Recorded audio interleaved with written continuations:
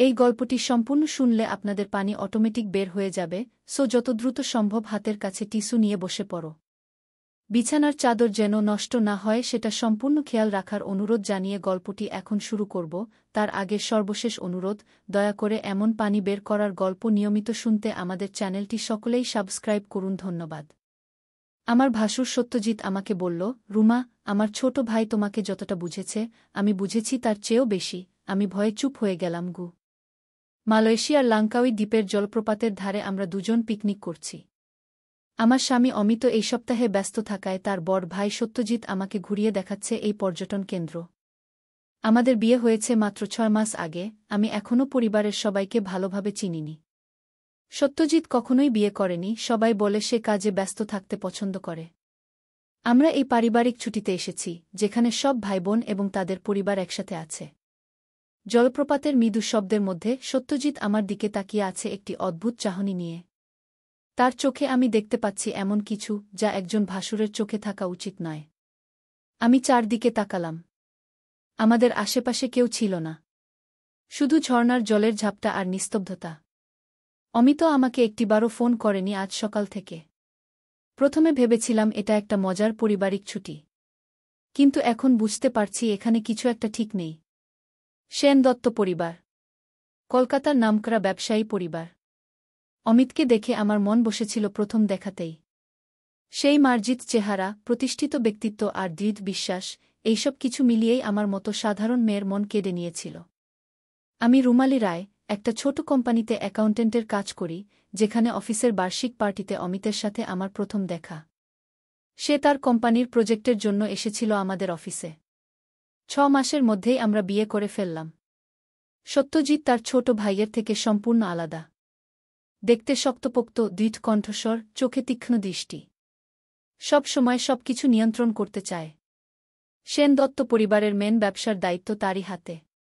অমিত আর ছোট ভাই অংশুমান, তারা দুজনেই তার নির্দেশে চলে। শুধু তাই নয়, পরিবারের সকল সিদ্ধান্ত, সকল ব্যাপারে সত্যজিতের কথাই চূড়ান্ত। আর এর কারণেই আমার ভয় হচ্ছে এখন। তুমি কিছু বলছো না কেন, রুমা? সত্যজিৎ আমার দিকে আরও একটু ঝুঁকে এসে জিজ্ঞেস করল। তার আঙুলগুলো জলপাত্রের উপর দিয়ে ধীরে ধীরে ঘুরে বেড়াচ্ছে। নিরাপদ নয়? কি বলতে চাইছ তুমি? অমিত চারদিকে তাকাল। আমাদের রুমে মাইক্রোফোন থাকতে পারে। সত্যদা সবসময় আমাদের উপর নজর রাখে। আমার গা শিউরে উঠল। তাহলে চলো বাইরে যাই। না, সেটাও সন্দেহজনক হবে। আমরা আজ রাতে পালাবো। কিন্তু তার আগে আমাকে জানতে হবে সত্যদা তোমাকে ঠিক কি দেখিয়েছে। আমি তাকে সব বললাম, মন্দির, ডায়েরি, ভিডিও, সবকিছু। অমিত গভীর নিঃশ্বাস ফেলল। সেই ভিডিও ফেক। আমি কখনো এমন কিছু করিনি। কিন্তু সত্যদার কথা সত্যি। আমাদের পরিবার সত্যিই মানব পাচারের সাথে জড়িত। আমি এটা জানতাম, কিন্তু আমি কখনোই এর অংশ হতে চাইনি। তাহলে তুমি পুলিশে রিপোর্ট করনি কেন? আমি রাগে জিজ্ঞাসা করলাম। কারণ আমি ভয় পেয়েছিলাম। সত্যদা হুমকি দিয়েছিল যে যদি আমি কিছু বলি তাহলে আমার জীবন শেষ হয়ে যাবে। আর শুধু আমি নয়, সত্যদা আমার ছোট ভাই অংশুমানকেও হুমকি দিয়েছিল। এবং তুমি আমাকে বিয়ে করলে এসব না জানিয়ে? তুমি আমাকে এই পরিবারে টেনে আনলে, যেখানে সবাই অপরাধী। অমিতের চোখে জল এসে গেল। আমি তোমাকে বলতে চেয়েছিলাম, রুমা। কিন্তু আমি ভয় পেয়েছিলাম যে তুমি আমাকে ছেড়ে চলে যাবে। সহসা দরজায় নখ হলো। আমরা দুজনেই চমকে উঠলাম। কে? অমিত জিজ্ঞাসা করল। আমি, অঞ্জলি। অমিত দরজা খুলতেই অঞ্জলি ঘরে ঢুকল। তার চোখে ভয়। তোমরা দুজন বিপদে আছো, সে ফিসফিস করে বলল। সত্যদা জানে যে তোমরা পালানোর প্ল্যান করছো। সে কিভাবে জানল? আমি অবাক হয়ে জিজ্ঞাসা করলাম। সে তোমাদের রুম মনিটর করছে। তোমাদের ফোনও ট্র্যাক করছে। অমিত ফোন বের করে দেখল। Tracking app. আমি এটা দেখতে পাচ্ছি। আমাদের এখনই পালাতে হবে। অঞ্জলি একটা চাবি আমাদের দিকে বাড়িয়ে দিল। আমার গাড়ি নাও। আমি তোমাদের সাহায্য করতে চাই। আমি অবাক হয়ে জিজ্ঞাসা করলাম, কিন্তু কেন? তুমি কেন আমাদের সাহায্য করছ? অঞ্জলির চোখে জল এসে গেল। কারণ আমিও এই জালে আটকা পড়েছি। আমার স্বামী সুদীপ। সত্যদার হাতে আমাদের বিরুদ্ধেও প্রমাণ আছে। সে আমাদের দিয়ে অনেক কাজ করিয়েছে গি। আমরা দ্রুত জিনিসপত্র গুছিয়ে নিলাম। অঞ্জলি বলল, তোমরা পেছনের দরজা দিয়ে বেরিয়ে যাও। আমার গাড়ি পার্কিংয়ের কোনায় আছে গি। আমরা হোটেল থেকে বেরিয়ে অঞ্জলির গাড়িতে উঠে বসলাম। অমিত ড্রাইভিং সিটে বসল। আমরা কোথায় যাব? আমি জিজ্ঞাসা করলাম। পুলিশ স্টেশনে, অমিত দৃঢ় কণ্ঠে বলল। আমার কাছে প্রমাণ আছে। আমি গত 3 বছর ধরে সত্যদা আর বাবার সব তথ্য সংগ্রহ করেছি। আমি চুপিসারে রেকর্ডিং করেছি, ডকুমেন্ট কপি করেছি। আমি অবাক হয়ে জিজ্ঞাসা করলাম, কিন্তু তুমি তো বললে যে ভয় পেয়েছিলে গু। হ্যাঁ, ভয় পেয়েছিলাম। কিন্তু আমি এই পাপের সাথে আর যুক্ত থাকতে চাইনি। তোমার সাথে দেখা হওয়ার পর থেকেই আমি সব প্রমাণ জোগাড় করছিলাম। আমি তোমাকে এই পরিবার থেকে দূরে রাখতে চেয়েছিলাম, কিন্তু শেষ পর্যন্ত তোমাকে বলতেই হতো। আমরা গাড়ি চালিয়ে যাচ্ছিলাম। হঠাৎ পেছন থেকে একটা গাড়ির হেডলাইট আমাদের চোখ ধাঁধিয়ে দিল। সত্যদা! অমিত চিৎকার করে উঠল। সে আমাদের ফলো করছে গি। সত্যজিতের গাড়ি ক্রমশ আমাদের কাছে আসতে লাগল। অমিত গাড়ির গতি বাড়াল। আমরা এখন জঙ্গলের মধ্যে দিয়ে ছুটে চলেছি। অমিত, সাবধানে। রাস্তাটা ভালো নয়, আমি ভয়ে চিৎকার করে উঠলাম। সত্যজিতের গাড়ি আমাদের গাড়ির পাশে এসে ধাক্কা দিল। আমাদের গাড়ি রাস্তার ধারে চলে গেল। অমিত কোনোমতে গাড়ি নিয়ন্ত্রণে রাখল। তুমি ড্রাইভিং করো, অমিত আমাকে বলল। আমার কাছে একটা পিস্তল আছে। আমি সত্যদাকে থামিয়ে রাখব। আমি অবাক হয়ে জিজ্ঞাসা করলাম, পিস্তল? তোমার কাছে পিস্তল কেন? নিজের সুরক্ষার জন্য। আমি জানতাম একদিন এই দিন আসবে গু। আমরা জায়গা বদল করলাম। অমিত জানালা দিয়ে পিস্তল বের করে সত্যজিতের গাড়ির দিকে নিশানা করল। সে গুলি করল। গুলি সত্যজিতের গাড়ির টায়ারে লাগল। সত্যজিতের গাড়ি হঠাৎ করে নিয়ন্ত্রণ হারিয়ে রাস্তার ধারে গাছের সাথে ধাক্কা খেল। থামো! অমিত চিৎকার করে উঠল। আমি গাড়ি থামালাম। অমিত গাড়ি থেকে নেমে সত্যজিতের গাড়ির দিকে দৌড়ে গেল। আমিও তার পিছু নিলাম। সত্যজিতের গাড়ির সামনের অংশ ক্ষতিগ্রস্ত হয়েছিল। সত্যজিৎ রক্তাক্ত অবস্থায় স্টিয়ারিং হুইলের উপর ঝুঁকেছিল। সত্যদা! অমিত দরজা খুলে তাকে বাইরে টেনে আনল। সত্যজিৎ কাশতে কাশতে বলল, তুমি জানো না কি করছো? অমিত। আমি ঠিকই জানি, অমিত গম্ভীর কণ্ঠে বলল।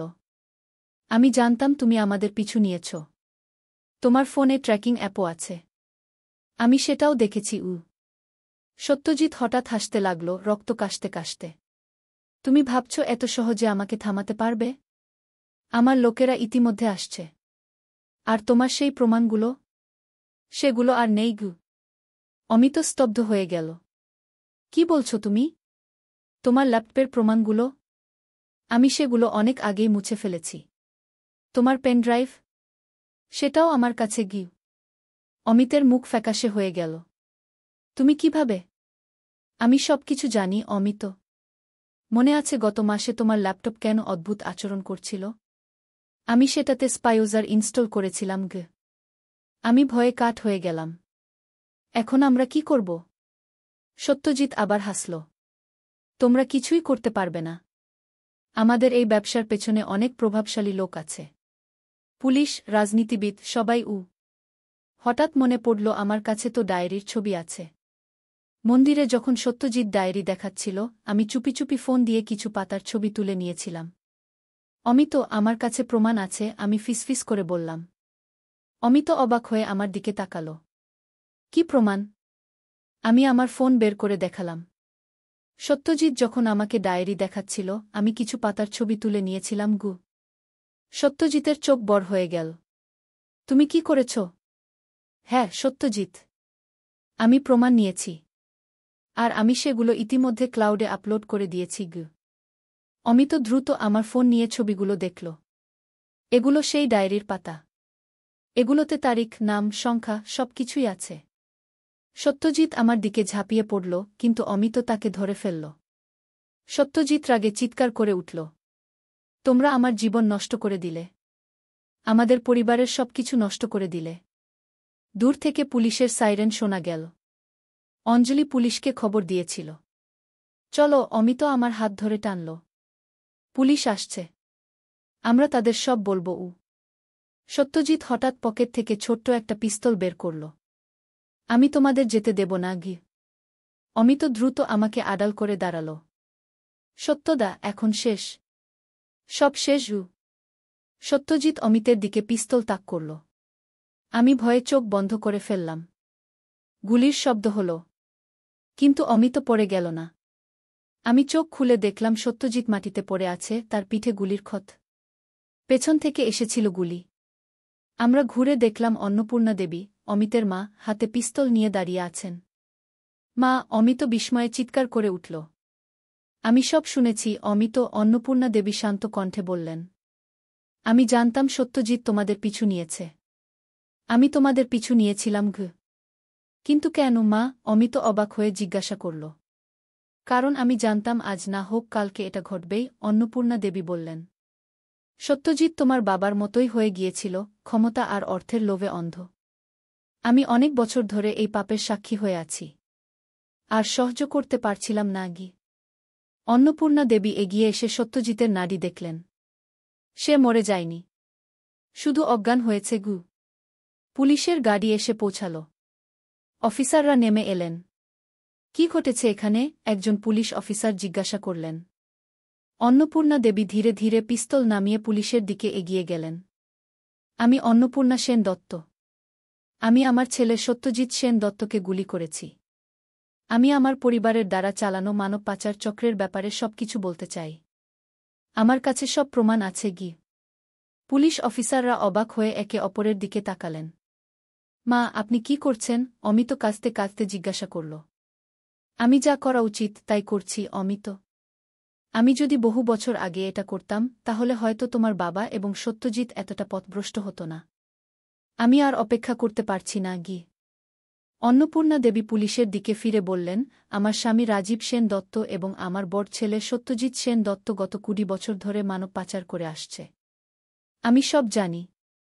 আর আমার কাছে আছে সেই ডায়েরি, যাতে সব তথ্য আছে গি। কোন ডায়েরি? পুলিশ অফিসার জিজ্ঞাসা করলেন। মন্দিরে, আমি বললাম। পুরানো মন্দিরে একটা পাথরের বাক্সে ডায়েরি আছে গি। পুলিশ অফিসার রেডিও দিয়ে অন্য অফিসারদের নির্দেশ দিলেন। অন্নপূর্ণা দেবীকে হাতকড়া পরানো হল। সত্যজিৎকে অ্যাম্বুলেন্সে তোলা হল। মা, অমিত কাঁদতে কাঁদতে বলল। আপনি এটা করলেন কেন? অন্নপূর্ণা দেবী শান্ত মুখে বললেন, কারণ আমি চাই তুমি আর রুমা একটা নতুন জীবন শুরু করো। এই পাপের ছায়া থেকে মুক্ত হও। আর তোমার ভাই অংশুমান আর বোন অঞ্জলিও। সত্যজিৎ আস্তে করে হাসল। একটা ভয়ঙ্কর শীতল হাসি। আমার শরীর কাঁপতে লাগল সেই হাসি দেখে। অবশ্যই ফিরে যাব রুমা। কিন্তু আজ সন্ধ্যায় আমি তোমাকে পরিবারের একটা ছোট্ট রহস্য দেখাতে চাই। অমিতের মা অন্নপূর্ণা দেবী একজন কঠোর, পুরানো রীতিনীতিতে বিশ্বাসী মহিলা। তার পুরো শরীর আভরণে ঢাকা থাকে সবসময়। চিরকাল কালো শাড়ি পরে থাকেন। বাবা রাজীব সেন দত্ত মারা গেছেন 5 বছর আগে। পরিবারের এই 4 ভাইবোন, সত্যজিৎ, অমিত, অংশুমান আর মেয়ে অঞ্জলি। অঞ্জলি তার স্বামী সুদীপের সাথে মালয়েশিয়াতেই থাকে। এই পারিবারিক ভ্রমণের ব্যবস্থাও সেই করেছে। আমি যখন এই পরিবারে এসেছি, প্রথমেই অনুভব করেছিলাম এখানে কিছু একটা ভুল আছে। অন্নপূর্ণা দেবী আমাকে কখনোই ঠিকমতো কথা বলেন না। অংশুমান সবসময় নার্ভাস থাকে। অঞ্জলি যদিও বাইরে থেকে খুব হাসি খুশি, কিন্তু মাঝে মাঝে আমি দেখেছি সে একা থাকলে চোখে জল নিয়ে বসে থাকে। আর অমিত, আমার স্বামী, যে আমাকে ভালোবাসে বলে দাবি করে, সে যেন কোনো অদৃশ্য বোঝা বহন করে চলেছে। রিসর্টে ফিরে আসার পথে সত্যজিৎ হঠাৎ গাড়ি থামাল।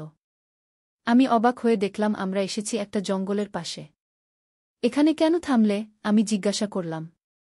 আমি তোমাকে আমাদের পরিবারের সত্যিটা দেখাতে চাই রুমাগু। আমার বুকের ভিতর ধুকপুক করতে লাগল। আমি যেতে চাই না। আমি হোটেলে ফিরে যেতে চাই। ভয় পেও না। আমি শুধু তোমাকে একটা জিনিস দেখাতে চাই। সত্যজিৎ গাড়ি থেকে নেমে আমার দরজা খুলে দিল। আমি ইতস্তত করতে লাগলাম। শেষ পর্যন্ত ভয়ে ভয়ে নামলাম। সত্যজিৎ টর্চ বার করল আর জঙ্গলের দিকে হাঁটতে শুরু করল। এদিকে এসো রুমাগু।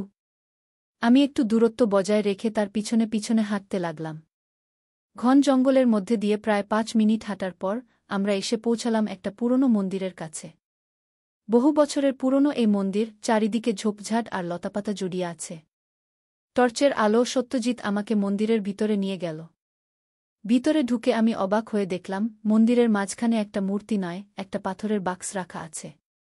সত্যজিৎ বাক্সটি খুলল আর আমি দেখলাম তার ভিতরে একটা লাল রঙের ডায়েরি। এটা কি? আমি জিজ্ঞাসা করলাম। এটা আমার পিতা রাজীব সেন দত্তের ডায়েরি। তার মৃত্যুর আগে তিনি এখানে এটা রেখে গিয়েছিলেন। আমি অবাক হয়ে প্রশ্ন করলাম, কিন্তু কেন? কারণ এই ডায়েরিতে আছে আমাদের পরিবারের সবচেয়ে বড় রহস্য। আর সেটা এমন যে যদি কেউ জানতে পারে, আমাদের পুরো পরিবার ধ্বংস হয়ে যাবে। সত্যজিৎ ডায়েরিটা খুলল আর আমাকে দেখাল। আমি অবাক হয়ে দেখলাম ডায়েরির পাতায় অনেক নাম, তারিখ আর বিভিন্ন জায়গার নাম লেখা। মাঝে মাঝে কিছু সংখ্যা, কিছু চিত্র। সবই যেন কোড বা সাংকেতিক ভাষায় লেখা। এই ডায়েরি কি সম্পর্কে? আমি জিজ্ঞাসা করলাম। মানব পাচার, সত্যজিৎ শান্তভাবে বলল। আমি ভয়ে পেছনে সরে গেলাম। কি বলছো তুমি? হ্যাঁ, রুমা। আমাদের পরিবারের মূল ব্যবসা কখনোই রিয়েল এস্টেট বা হোটেল ছিল না। সেটা ছিল একটা ছদ্মবেশ। আসলে আমাদের পরিবারের সম্পত্তি এসেছে মানব পাচার থেকে। বিশেষ করে মেয়েদের, যাদের ভারত থেকে থাইল্যান্ড, মালয়েশিয়া, সিঙ্গাপুর, এমনকি যুক্তরাষ্ট্র পর্যন্ত পাচার করা হতো। আমি বমি আসার মতো অনুভব করলাম। তোমার বাবা এটা করতেন? আর তোমরা সবাই জানতে? বাবা শুরু করেননি। এটা শুরু করেছিলেন আমার দাদু। বাবা শুধু সেটা চালিয়ে গেছেন। আর হ্যাঁ, আমরা জানতাম। কিন্তু অমিত কখনোই এই ব্যবসায় যোগ দিতে চায়নি। সে সবসময় এর বিরোধিতা করত। এমনকি একবার পুলিশের কাছে যাওয়ার হুমকিও দিয়েছিল। আমার হার্টবিট বেড়ে গেল। তারপর আমি তাকে বুঝিয়েছিলাম যে একটা পরিবারকে বাঁচাতে কখনো কখনো কঠিন সিদ্ধান্ত নিতে হয়। আমি তাকে এই ব্যবসা থেকে দূরে রাখলাম, কিন্তু বিনিময়ে তাকে চুপ থাকতে হল। কিন্তু কেন আমাকে এসব বলছ? আমি কাঁপা গলায় জিজ্ঞাসা করলাম। কারণ আমি দেখেছি তুমি অমিতকে কত প্রভাবিত করতে পারো। এবং আমি বিশ্বাস করি তুমি আমাদের সাহায্য করতে পারো। সাহায্য? কি সাহায্য? ডায়েরিটা দেখো। এখানে শুধু মানব পাচারের তথ্য নেই। এটাতে আছে কোটি কোটি টাকার হিসাব। বিভিন্ন দেশে আমাদের অ্যাকাউন্ট নম্বর, পাসওয়ার্ড। এমনকি কুখ্যাত সামাজিক নেতা, রাজনীতিবিদ, বিচারক, যারা আমাদের সাথে যুক্ত ছিল, তাদের নাম। আমি ডায়েরির দিকে তাকালাম। পাতার পর পাতা জুড়ে নাম, সংখ্যা, কোড। সত্যজিতের কথাই যদি সত্যি হয়, তাহলে এই ডায়েরি সত্যিই বিস্ফোরক। তুমি চাইছ আমি এগুলি ডিক্রিপ্ট করি? এগুলি বুঝি? সত্যজিৎ হাসল। হ্যাঁ। তুমি অ্যাকাউন্টেন্ট। তুমি সংখ্যা নিয়ে কাজ করো। আর অমিত বলে তুমি নাকি পাজল সলভ করতে খুব ভালো। আমি আতঙ্কিত হয়ে ভাবলাম, এটা কি একটা ফাঁদ? যদি আমি এসব তথ্য ডিক্রিপ্ট করি, তাহলে কি আমাকেও এই অপরাধের সাথে জড়াবে? আমি এটা করতে পারব না, আমি দৃঢ়তার সাথে বললাম। সত্যজিৎ আবার হাসল। আমি জানতাম তুমি এভাবে প্রতিক্রিয়া দেখাবে। তুমি কি আমাকে ভয় দেখাচ্ছ? না, রুমা। আমি তোমাকে বাস্তবতা দেখাচ্ছি। এই পরিবারে এসে তুমি এখন এর অংশ। আর আমরা যা করি সেটা আমরা পরিবারের জন্য করি। আমি রাগে ফুলতে লাগলাম। আমি কখনোই মানব পাচারের মতো ঘৃণ্য কাজে যোগ দেব না। আর অমিত? সে কি দিয়েছে? আমি থমকে গেলাম। তুমি বললে অমিত এসবের বিরোধী ছিল। ছিল, হ্যাঁ। কিন্তু এখন সে কি বিরোধী? সে কি তোমাকে সবকিছু বলেছে? আমি অবাক হয়ে ভাবলাম, সত্যি কি অমিত এসব জানত? এই ভয়ঙ্কর ব্যবসা সম্পর্কে সব জেনেও কি সে চুপ ছিল? কিংবা এটা কি সত্যজিতের আরেকটা মিথ্যা? আমি বিশ্বাস করি না। অমিত এমন করতে পারে না। সত্যজিৎ পকেট থেকে একটা মোবাইল বের করল। এই ভিডিওটা দেখো। আমি ভিডিও দেখে শক্ত হয়ে গেলাম। ভিডিওতে দেখা যাচ্ছে অমিত একটি যুবতীকে একটা গাড়িতে তুলছে। যুবতীটি অচেতন অবস্থায়। এটা কি সত্যি? নাকি এটাও কোনো ট্র্যাপ? এটা কোথায়? আমি কাঁপা গলা জিজ্ঞাসা করলাম। কলকাতা। 3 বছর আগে। অমিত এই ব্যাপারে আমাকে সাহায্য করেছিল। আমি নিজেকে সামলে নিয়ে বললাম, তুমি ভাবছ আমি এই ভিডিও দেখার পর তোমাদের সাহায্য করব? উল্টো আমি পুলিশের কাছে যাব। আর অমিতের কি হবে? আমি চুপ হয়ে গেলাম। যদি সত্যি অমিত এর সাথে জড়িত থাকে তাহলে তার জন্য কি হবে? আর আমাদের বিয়ে? আমি কি একজন অপরাধীকে বিয়ে করেছি? সত্যজিৎ বলল, আমরা পরিবারের লোকেরা সবসময় একে অপরকে রক্ষা করি, রুমা। আর তুমি এখন পরিবারের অংশও। আমি একটা সিদ্ধান্ত নিলাম। আমি ডায়েরিটা দেখব। কিন্তু আমি কিছু ডিক্রিপ্ট করার আগে আমি অমিতের সাথে কথা বলতে চাই। সত্যজিৎ কিছুক্ষণ চিন্তা করে বলল, ঠিক আছে। কিন্তু একটা কথা মনে রাখবে, অমিত যাই বলুক না কেন সে নিজেকে বাঁচাতেই বলবে। সে তোমাকে সম্পূর্ণ সত্য বলবে না। আমরা মন্দির থেকে বেরিয়ে এলাম। সত্যজিৎ ডায়েরিটা আবার বাক্সে রেখে দিল। বাইরে আসতেই আমি দেখলাম সন্ধ্যা নেমে এসেছে। জঙ্গলটা আরও ভয়ঙ্কর দেখাচ্ছে। চলো এবার হোটেলে ফিরি। গাড়িতে ফিরে আসতেই আমার ফোন বাজল। অমিত। আমি সত্যজিতের দিকে তাকালাম। ধরো, সে বলল। স্বাভাবিকভাবে কথা বলো। আমি ফোন ধরলাম। হ্যালো রুমা, কোথায় তুমি? সত্যদা তোমাকে নিয়ে কোথায় গেছে? আমরা জলপ্রপাত দেখতে গিয়েছিলাম। এখন ফিরছি। সব ঠিক আছে তো? তোমার গলা কেমন যেন শোনাচ্ছে। আমি সত্যজিতের দিকে তাকালাম। সে গাড়ি চালাচ্ছে কিন্তু তার কান আমার কথার দিকে। হ্যাঁ, সব ঠিক আছে। আমরা কিছুক্ষণের মধ্যেই পৌঁছে যাব। আচ্ছা, আমি অপেক্ষা করছি। ফোন রাখার পরে সত্যজিৎ বলল, খুব ভালো। হোটেলে পৌঁছে তুমি অমিতের সাথে কথা বলতে পারো। কিন্তু মনে রাখবে, আমাদের আলোচনার কথা কাউকে বললে আমি সেই ভিডিও পুলিশকে দেখাব। হোটেলে পৌঁছে আমি সোজা আমাদের রুমে গেলাম। অমিত বারান্দায় দাঁড়িয়েছিল। আমাকে দেখে সে হাসল। কেমন কাটল দিনটা? আমি কেঁপে উঠলাম। এই লোকটাকে আমি কতটা চিনি? আমি কি সত্যিই একজন অপরাধীকে বিয়ে করেছি? ভালো, আমি সংক্ষেপে বললাম। কি হয়েছে রুমা? তুমি ঠিক আছো তো? আমি সরাসরি তার চোখের দিকে তাকিয়ে জিজ্ঞাসা করলাম, অমিত, তুমি কি কখনো কোনো অপরাধ করেছ? অমিত চমকে উঠল। কি?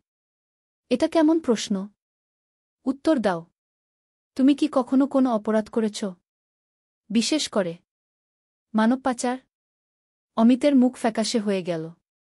সত্যদা তোমাকে কি বলেছে? তাহলে এটা সত্যি? তোমার পরিবার সত্যিই মানব পাচারের সাথে জড়িত? অমিত আমার দিকে এগিয়ে এসে আমার হাত ধরল। রুমা, আমি তোমাকে সব বলবো। কিন্তু এখানে নয়। এখানে কথা বলা নিরাপদ নয়।